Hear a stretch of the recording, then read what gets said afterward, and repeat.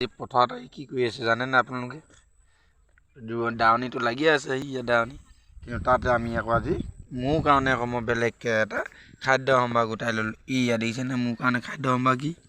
4টা লৈছিলোঁ বইল কৰি, তাৰে যেনিবা লৈছোঁ যিহেতু এটা খাই আছোঁ, 3টা ৰাখি থৈছোঁ আৰু এইকণটো এদাই হ'ল আৰু আনি আছোঁ, খাই থাকিম।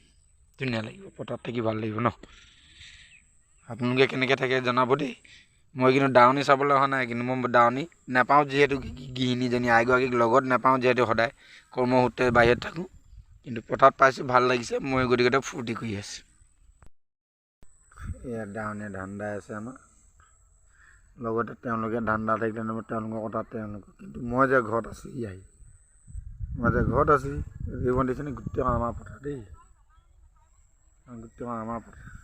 এইটো একদম পূৰা এই আঁতৰত গছ দেখিছে, তালৈকে আমাৰ পথাৰ, এইফালে তালৈকে আমাৰ পথাৰ, গোটেইখন ধান দাই গৈছে। আজি ইয়াত 2জনী মানুহে দাইছে, মোৰো আইগৰাকীয়ে দাইছে বাৰু, গতিকে মইনো কি কৰিম, মই কৰিবৰ কাৰণে কি কৰি গোটাই ল'লোঁ দেখিছেনে। এতিয়া লোকেল আমি আহোম মানুহ যিহেতু, গাঁৱৰ পৰা আনি ঘৰতে এই বস্তুকেইটা বনাই আনিলোঁ।